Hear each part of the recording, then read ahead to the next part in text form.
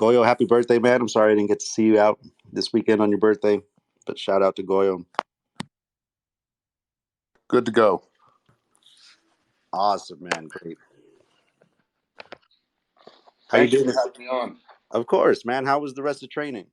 Oh, fantastic. That was great. I really I appreciate when I get to jump in and train with the adults. Again, I don't get to do it as often as I would like, but Yeah. it definitely is fun anytime I get to spend time on the mat with you guys. Yeah. Well, it's a nice back and forth that you have between the two of them. Yes. Katy, do we got you? I don't know, but we're all set. Awesome. Great. Well, thank you guys for showing up again. Another episode. We're plugging away at this. I'm enjoying it. It's been really fun for me. Hopefully, you guys enjoy it. So I love being on here. Love having you guys on. We got Katy and Jamie on, and Katy, you had a topic that you had mentioned earlier, right? Yes, I do. Cool. I want to get into that, and then I had another one that conversation that Jamie and I had that I want to revisit also. So go ahead. Excellent. Sounds good. First of all, happy late birthday, Goyo. I know you're a listener, not a speaker, so happy late birthday. I'm glad to see you on. So, Jamie, something that I've always found really interesting, and I was so happy to see that you were on the podcast today, because this topic is always something that I think about. And we kind of wanted to discuss why you guys as parents see the value and see why it's important to have your children involved in extracurricular activities like martial arts or even other school activities. For me personally, somebody with two kids, two teenage daughters, I've always seen a big value in extracurricular activities, just as development and exposure to different things. I mean, there's a lot of things that I'm passionate about that bring a lot of joy to my life that I never would have done or if somebody hadn't drugged me into them or showed them to me or even made me try them. And one of them is jujitsu. I had no interest in that early in life. Like I think we've talked about before, I got involved in jujitsu late in life at 37. So I think the more things you throw at them, the more opportunities they have to find their joy in something. You never know what it's going to be. I mean, for my kids, if they wanted to do it and I could afford and logistically get them there and make it happen, I've always let them try stuff, and always with the mindset to make them stick with it for at least a little while to figure out if they like it. Also, I think that's also just a kind of a consistency thing, like a character building. And like, if you want to do ballet, you don't show up one day and then decide you don't like it. Go 3, 4, 5 times at least. Give it a chance. Whatever it is, ballet, jujitsu, a musical instrument, whatnot. But you never know. I mean, you look at somebody like Michael Phelps. He found swimming by accident. He was a kid with ADHD that was driving his mother, who was a single mother, crazy, and she had no idea what to do with him. And she had a family friend who was like, "Hey, I got a swim coach buddy who, let me take him after school and see how he does in the pool, and it'll get some of his energy out." And he was a discovered athlete. Henry Cejudo, which UFC champion, Olympic 2-time Olympic medalist. Same thing. He was a kid that they needed something to do with him, some activity, and they had a family friend or just somebody at the school that's like, hey, let me put this kid in a wrestling class. So I think you never know what they're going to find joy and maybe find their niche in life in. Yeah, and I think that's a great point. I think you have to expose them to a wide variety of things, especially the kids who are, labeled as hyperactive or whatever, to expose them to as much as possible to see where they can really find their muse and follow it. Jamie, you said you mentioned you had two daughters, and I was just wondering if you could talk about maybe what it's done for Morgan, because I know she's trained for a while. Oh yeah, she loved it. I wish she had more time to devote to it. She used to be training pretty consistently for a while, but between a knee injury that set her back, incidentally had nothing to do with jujitsu. It was a trampoline hyperextension at a friend's birthday party a couple of years ago that was pretty nasty, Mm, and she got into Arrowhead, last year, and that's just such a heavy course load that she hasn't been able to go to jujitsu as much as she wanted to. But it's it really just gave her another avenue of personal expression, and she found something she was good at, and she felt confident in it. But I do that with everything I can with them. I take them. When I lived in Maine, I had them, riding on snowmobiles. I've always, taken them out shooting since they were a young age.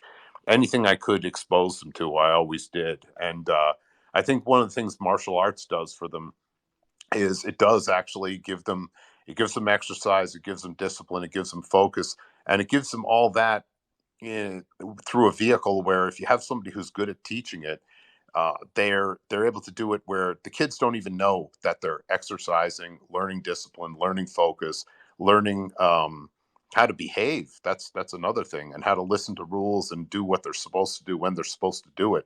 Like if you took a kid and you were just like, okay, here we're going to learn back control today, and you're going to hang on this kid's back, and you're going to get an over under grip, and you're going to put your hooks in, but instead, like a lot of the curriculum they'll do for kids, they'll be like, okay, hey, this is the crazy horse game where your friend is the horse and he's trying to buck you off, and you're the rider, and you just hang on, and this is how you hang on. You grow one hand over the top and one hand underneath and put your heels in, and they're playing a game and they don't know that they're actually learning something and exercising. And when it's time to stop, they have to stop. And when it's time to switch positions, and okay, now it's his turn, you're learning to share, and uh, I think it's advanced kindergarten skills at that age.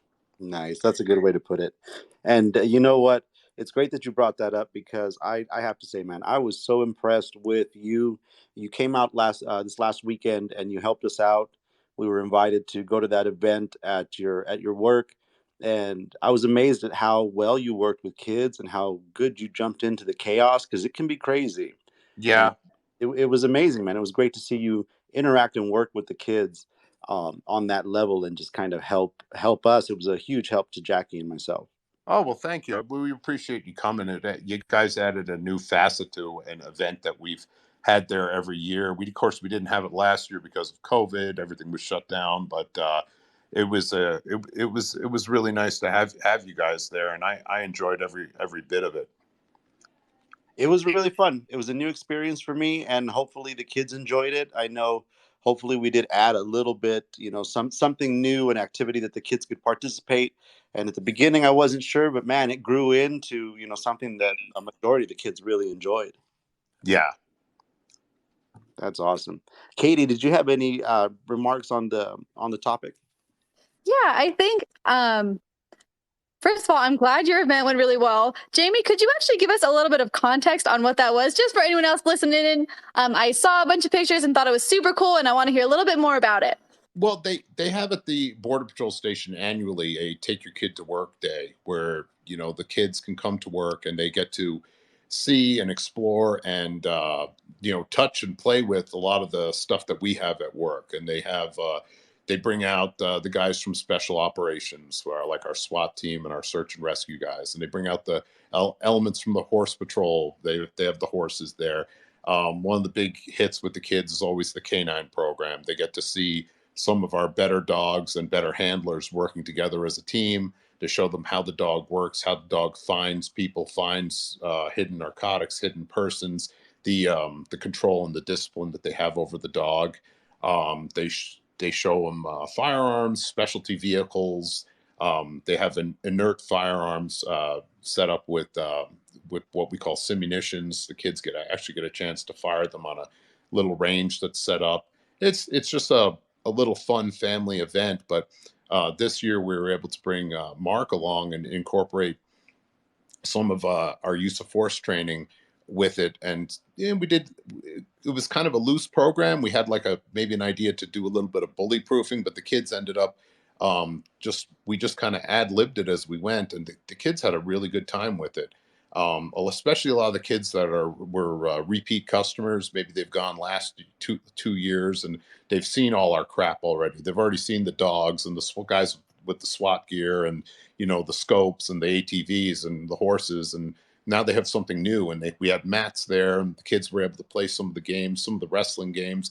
And back to what we were saying earlier, like the knee tap, it's a wrestling drill, but they think they're just playing a game, and they're actually learning something at the same time. I love that you mentioned, first of all, that's really awesome. It's great that you guys are involving the community and you're doing something for kiddos. I've always loved seeing programs like that. I know the ag community does a lot of stuff like that too, where they just have a lot of engagement with kiddos. I think it's a great way to get them out and get them interested in things. But to add on to your point, having kiddos feeling like they're exercising and just having fun, I think that is, to me personally, I don't have kids yet. But I did martial arts as a kid. And I think that getting out of the house and being in those fun scenarios was so good for me. And like a lot of times I was very much like a pain in the butt as a kiddo. So if I found out that I was doing something that was going to have benefits, I didn't want to do it. I was like, no way. But if you're in the dojo and you're a little kid and you're like, man, I'm just playing tag with my friends, but I have to do these specific moves. It's so beneficial because you're building up all of the fine motor skills you need as kiddos, your eye-hand coordination, your foot-hand coordination, but at the same time, you're enjoying yourself. And then later on in life, you can take those skills and use them successfully if you want to continue with the martial arts you're doing, or even in other jobs that might require you to do manual labor. Like I have friends that have worked on ranches and farms for their entire lives, and they've had people go out and ask to work. And it's so funny because you wouldn't think it was difficult to, like dig a hole until you realize that people don't know how to use their hands. So Yeah. I think that involving kids and stuff like that is so, so important. Oh yeah, and then keeping it fun, because at that age, like 5 and under, or even up to like age, depending on their level of maturity, if it's not fun, they're not going to do it. They don't have the ability to see abstractly outside themselves, like doing a workout like so you're going to do as a young adult, where it's like, okay, I'm going to do interval training here to specifically build my cardio capacity. That's not fun. There's nothing fun about running sprint intervals, or doing a rope drill or something like that. But you have to keep them engaged where it is fun, and with dealing with a short attention span. And that's Absolutely. where being an instructor, if you're able to keep kids engaged, then you're good, because kids don't have the minute it's no longer fun, they're just going to shut down and tune you out. Yeah, it's a small window that you have. Absolutely. Absolutely. That event, I had to say, man, I had just as much fun as any of the kids have. I went and shot the gun. It was awesome. My son got to shoot the taser, shoot the gun. It was really cool to see all that stuff up close, to talk to experts in the field who train it. And the canine was amazing. Jamie, if you could share that canine story, because you were kind of telling me about the different levels of canine training that they have, and that was very. Yeah. I'm not. I'm a border patrol agent. I've never been a handler. I've been around the dogs. I'm familiar with them from like as an end user, but not as an actual handler. So forgive me if I'm slightly inaccurate in some of the descriptions, if somebody was to fact check me on this. But there's many different dogs. Dogs are trained for a specific purpose, and they can't be trained on everything, because, for example, you have dogs that are trained for search and rescue purposes, and their primary function is to find people, specifically people that are lost, people that are in distress. So you'd want those dogs trained primarily on a reward system, where they're going to find a person. Then you have dogs that are specifically trained to find narcotics and hidden people. And then they even have dogs that are they're specifically for finding cadavers. They will, and the specific odor that they train them on is decaying human odor, as opposed to other. Because when you bring them out to the woods or the desert or somewhere like that, you have all sorts of stuff that's decaying. You have the dead rabbit somewhere, or a coyote that got hit by a car on the side of the road. And if you're out there trying to find a person that may have died in the desert, you don't need a dog, trying to find a dead rabbit on you. It needs to be specifically focused towards that. But the thing I always found the most interesting, and somebody who's actually a dog handler or a trainer in the program would probably comment on a lot with a lot more specificity, was the fact that they can actually differentiate the difference between a person and a person who is hiding. And as far as I know, there's theories as to how they're able to do that, but they don't. Nobody really knows how they can differentiate that. You can have a car, with 5 people in it, and if you have the car smells, of course, like people. It smells like a bunch of things, but the dog is able to classify the different scents, because when we smell, say, a pizza, we smell pizza. When a dog smells pizza, he doesn't smell pizza. He smells it in its individual items. He smells the tomatoes. He smells the flour. He smells the oil. He smells all the different, if there's pepperoni on it, he'll smell that individually. But if there's a person, say, hiding in the trunk of a car, and there's 5 people sitting in the car in plain view, that dog will alert to that car. And as far as I know, nobody really knows how a dog is able to tell the difference. Do people put off a different odor when they're trying to stay hidden? Is it a sense that we're not aware of? And I always found it interesting. I've assisted down through the years in some of the training that they've done with dogs, where we've had industrial areas, like a factory on a weekend when it's closed, we get permission to use it, or a school, and we'll have an agent stand in a locker or be in a closet, and there's other agents and other people in the area, and the dog walks through and he will find and alert to that locker or that closet where the person who is pretending, you're hiding, you're not really hiding, you're just standing in there, and the dog will alert to that area. And yeah, it's a really amazing part of the training, and it's one of the things. It's one of the things that the Border Patrol actually does a really good job with, and it's as a result of the instructors that we have, and the training program. It's one of the elements of the Border Patrol that they actually do very well. That the canine demonstration was awesome, and it was definitely the star of the show. It Yeah, was interesting to see him in action and see how the dog works. Amazingly trained animals. We have just a couple of minutes before we open the lines for any questions or comments, but I want you to tell one more story if you could. It involves the dogs, but it's not necessarily about the dogs. But it's the quote unquote ghost story, where you said you saw something weird on the radar, but that the dogs had picked up something weird also, and no one else could see what was going on, right? yeah. That was a picture on a camera that they saw um, one night, probably about 2 years ago, and I actually still have that picture on my phone. It was pretty unusual. It looked like a little girl out on a road at about 11 o'clock at night. And when they got there was nothing there, and it was strange. The dog handler with the dog did not want to get out of the truck that night, and that was behavior that we never saw from the dog before. And when we went out to the area, there was no footprints in the area. It's probably the closest thing I've ever encountered that I could consider a ghost story. And yeah, I still have the picture of what we saw on the monitor on my phone. It's one of the more interesting stories, one of the more interesting encounters that I've had doing this job. That's pretty cool. I'm sure you guys are out there stuck out in the desert a lot, and I'm sure that's why you're so proficient at the YouTube stuff, because all the Border Patrol agents, man, they come with all the good YouTube clips and all the good YouTube techniques. But I'm sure that's because you guys are stuck out there for a long time. Yeah, you got a lot of downtime in between looking for stuff out in the desert.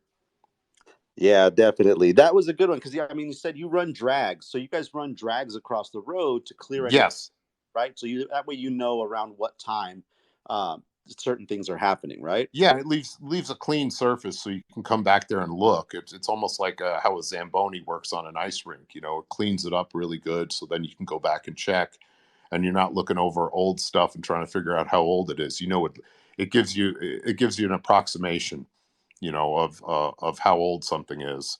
And that was strange because in that area where we saw something that looked like a little kid on the monitor, there was absolutely no footprints in the area, in an area that was pretty heavily right by a cattle guard, which was all fine moon dust and nothing around. That's pretty cool. Yeah, I've heard that story. I've seen the picture too, and Yeah. it's pretty amazing.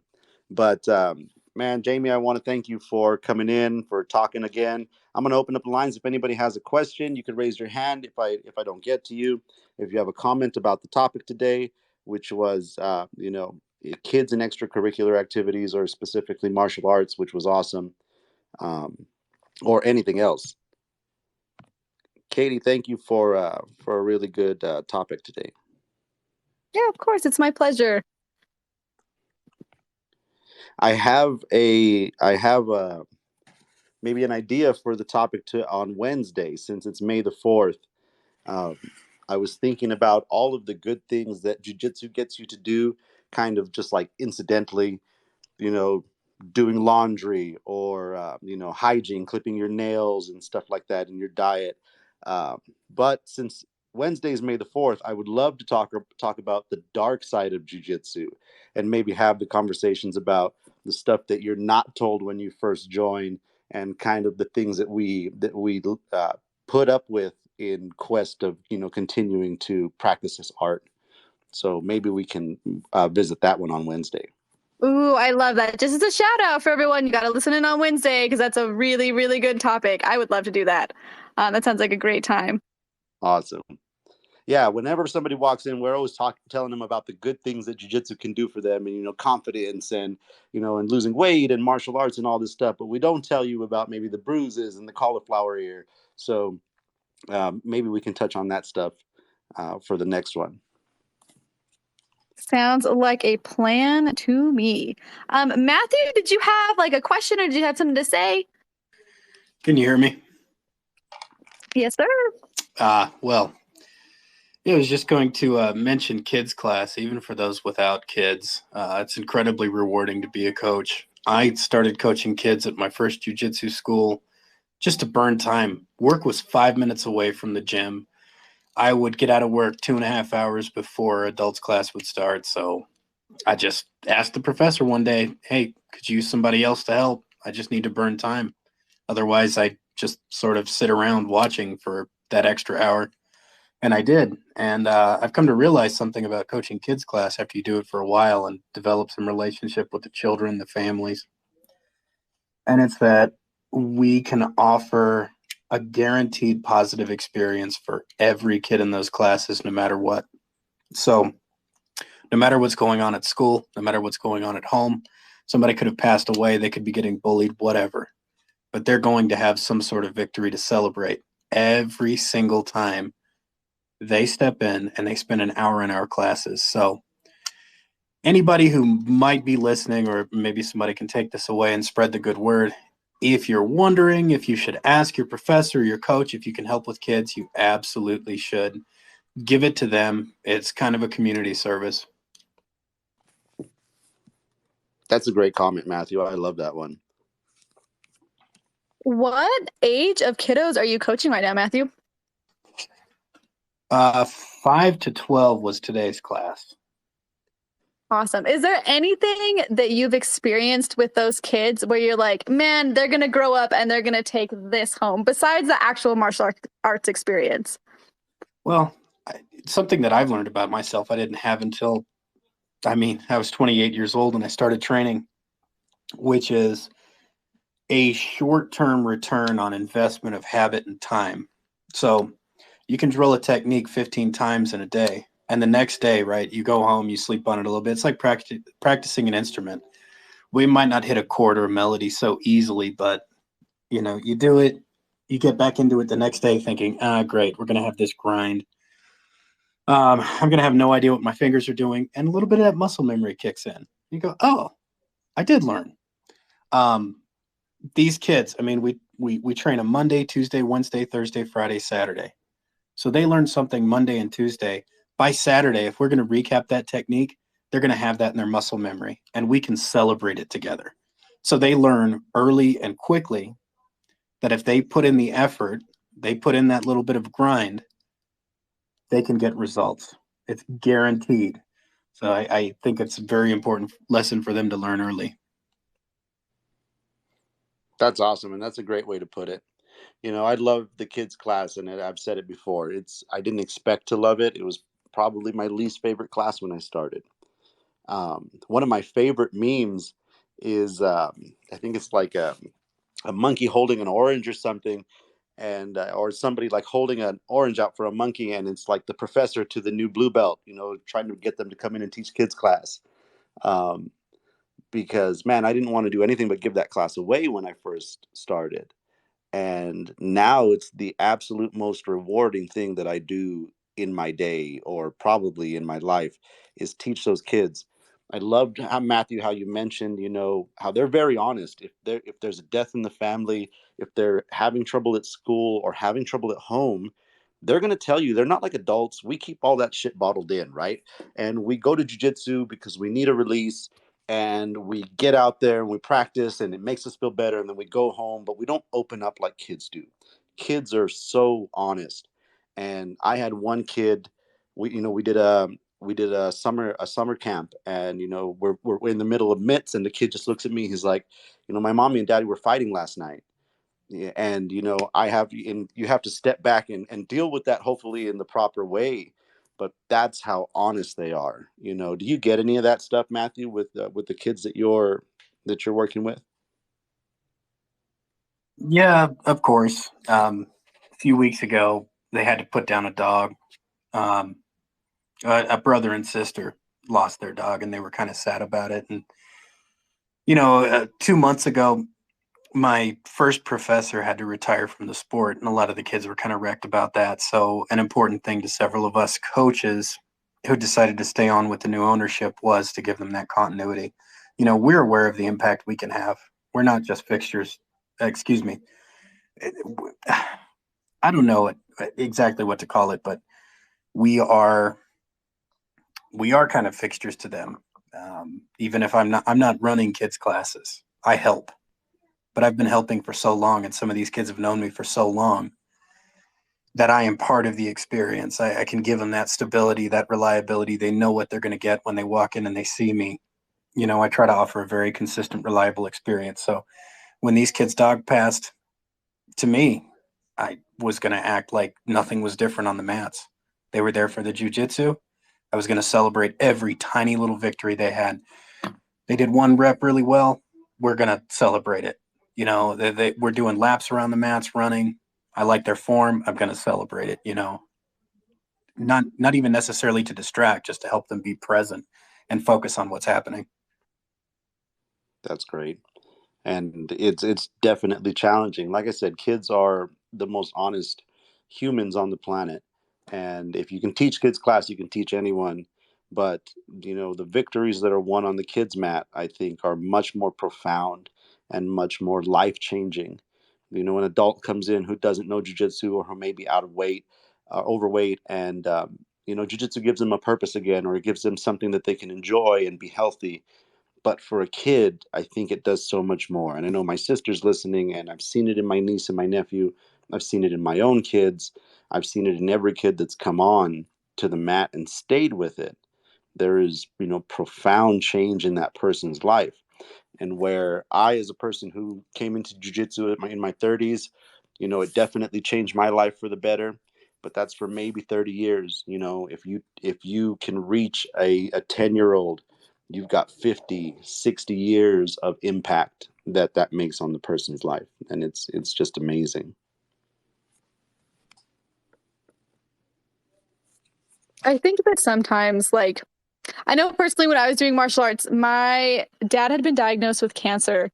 And, I didn't realize it until much later into my adult life that the dojo is the one place that I went to where it felt like all of that went away, right? I had all my cool kid friends, and I honestly, like my first few years of doing karate, I had no idea what I was doing. I was just a kid having a good time at this place where we got to put on cool gis and belts, which is pretty normal for most kiddos the age that I started at. But I think that sometimes we forget as adults how important the relationships kiddos make are. And what kind of impact you have. So I absolutely agree with you, Mark. I know that my Hanchi, Dave Richardson, was the absolute most amazing individual and walked me through everything. And so I think it's awesome that you guys as coaches understand the impact you have and the value you have in these kids' lives. And that you know that you're there for more than just teaching jiu-jitsu. So I absolutely agree. And I think it's great from both of you. Yeah, there's coaches to this day that I remember from my, from my high school or middle school time, and if I saw them today, I would still hold them in high regard because, they showed me something, or they were a really nice, like Matthew said, fixture in my life in a time where, man, shit's wild when you're young, when you're an adolescent, when you're a teenager, or even a preteen. And these kids have been through so much in the last few years. Their whole world got flipped on upside down. And we were just trying to figure it out too. So I could only imagine what they were going through at the same time. And in some ways, it hasn't gone back to normal for them. I hear that school is, really changed. And now where they used to go to get away, it's more chaos than it is helping them now. And Jackie and I have seen in the last few months that, jujitsu or the mat is really the only place that they can go now to kind of get away. I don't know, Jamie. How did your girls deal with the lockdown and the remote learning and all that stuff? It was difficult. It was a really rough transition.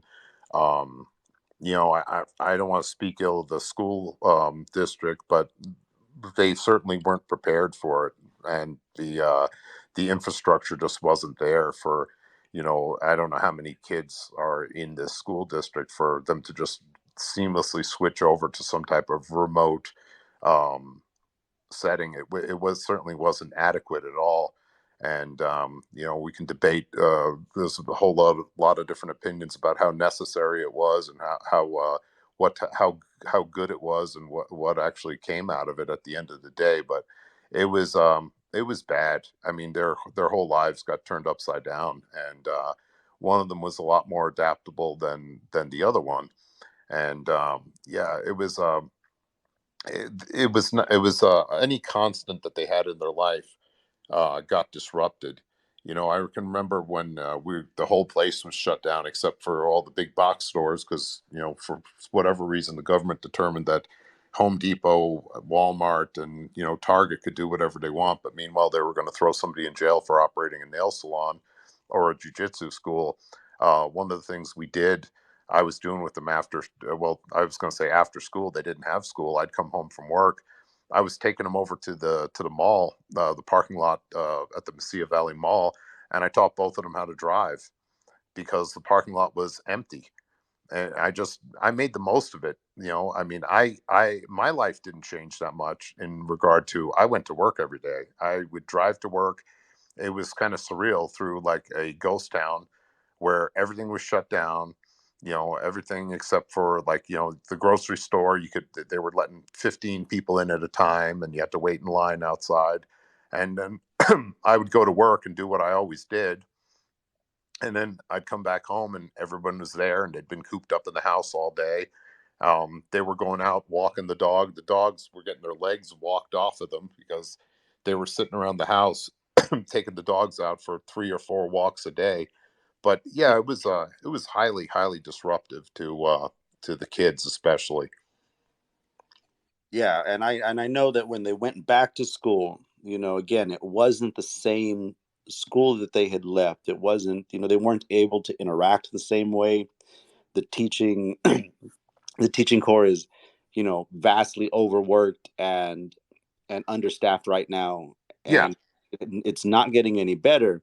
And again, what I see from these kids when they step on the mat is just the same kind of release that the adults are getting, and it's sad though that whole aspect of their life was kind of ripped away, because as a kid, that's all you have is school and your friends. Yeah. You don't really know much else. Yeah, that's it. It's not too hard to even think back. For me, it's been a long time at 49 years old, but yeah, that's your whole world. When I was my kids' age, like early teenagers, I mean, I had school, I had my friends, and I had a bicycle that we rode around town and did stupid stuff and went to the town dump and found stuff to found a good day was finding an old TV that was in the dump that you could break.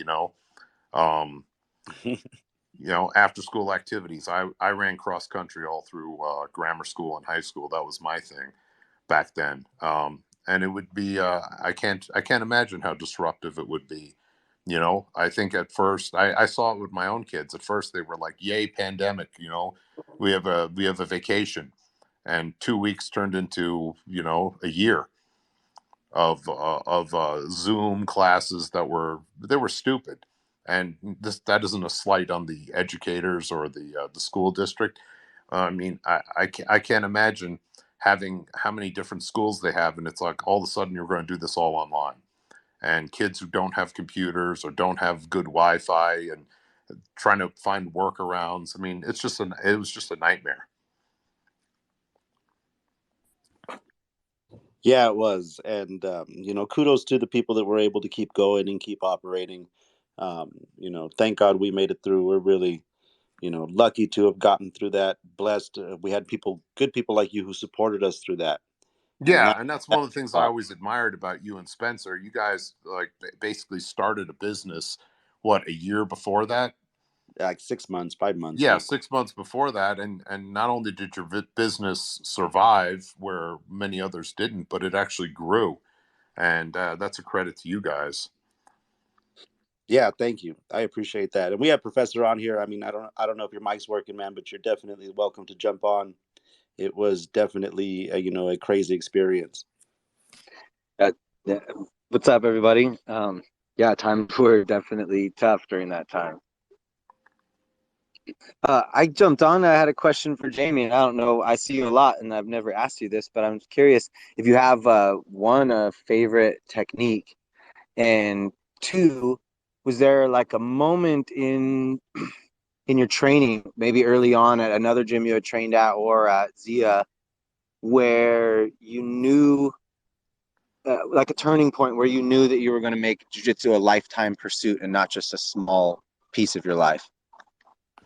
Awesome. Let's see, favorite technique. I think that varies depending on what I'm getting good at the time. And right now it's triangles. I'm finding a lot of success with triangles. I've been even getting them off the back, and I think that's as much of a reflection of I'm not that good at finishing a rear naked choke on some of these tougher guys that are really good at defending it. So I've started to say, screw it, you're going to get a rear mounted triangle, or just a mounted triangle. Like that's one of my favorites now. And as far as jujitsu, I got addicted to it early on, and I got addicted. I'm lucky in two ways. One, it's kind of counterintuitive. I think I'm lucky because I'm not that good at it. It's always been very challenging to me. It's always been very difficult. I'm a slow learner when it comes to jujitsu. And when I was first exposed to it, I was exposed to it through work as a use of force instructor. I was aware of it, I knew what it was, but I didn't really have an interest in it, and I'd never tried it other than just some of the basic techniques that we utilize at work for like weapon retention and contact controls. But when I trained to go be a use of force instructor, they exposed you to more techniques. And one of the guys, I remember one of them who was a bigger dude, but there was a smaller guy there who was maybe 145 pounds. And he, at the time, I'm pretty sure he was a brown belt, but he was also a really good wrestler. He was a high school and college wrestler. And he was showing us some stuff, and we started rolling. And, I'm like, the time I was like 180 pounds, 178 pounds. This guy's 145. And this guy double legged me, mounted me, and it was over. Like there was nothing I could do to get out of there. And there was a whole bunch of guys in the class, the instructor cadre class. I think they were doing it in groups of 12 at the time. And it was funny because just about everybody in there had my level of experience with jujitsu, just a small level of awareness. And the reaction everyone had was split right down the middle. Um, Everyone either had one or two reactions that were completely opposite. The guys either were like, you know what, I don't like this. Screw this. I don't like somebody being able to mess with me this way. I want nothing to do with this. Basically, I'm going to do enough to participate to get through this program, and then I'm out. Or they had the reaction I had, where it was like, wow, this is amazing. This is like magic. I want to learn how to do this. So yeah, early on, that was almost right away I was addicted to it. I was enchanted by it, by the ability to do it. I was exposed to it through work, but honestly, if I was an accountant or somebody who worked in an office all day, had no physicality with my job, it's still something that I would pursue, and it's something I hope to pursue for the rest of my life as long as I'm physically able to do so. That was a great question and a great answer. I really love it. You know, I rarely think about that moment where I said to myself, wow, I'm going to do this for the rest of my life. It was so fast, and I think it was so subtle that I might not even remember. But, I always want to ask, people, what's your goal, or what do you want to get out of this martial art? And Jamie, you're definitely one that I see. Hopefully, I can't wait to see, you wear a black belt, and I really hope that that's something that we get to experience. Well, Yes. thank you very much. I appreciate that vote of confidence. I just want to keep doing it and keep getting better. Oh If you don't man, you make should it have to black seen belt, Jamie this app. Oh, no, go go for it, ahead. Spencer. I was just gonna tell him if he doesn't make it to black belt, then I'm gonna take mine off. Stage a coup. Yeah. I was just gonna shout out to Jamie doing the rubber guard today, dude. Oh, nice. I was so impressed. Like 10 out of 10 flexibility. That was awesome. Well, thank you very much, Katy. You should see him behind closed doors. It's a whole other story. Yeah, that's on the OnlyFans page. Yeah, the advanced class got real advanced today, and I thought it was cool. I was seeing some of that stuff as we were going out.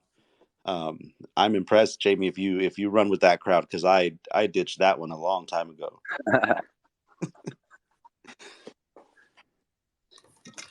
Well, man, thank you so much. We're a little bit over, but I think it was a great conversation. Thank you guys so much for participating, for tuning in again, asking questions. This is what we want. It's what we want to see.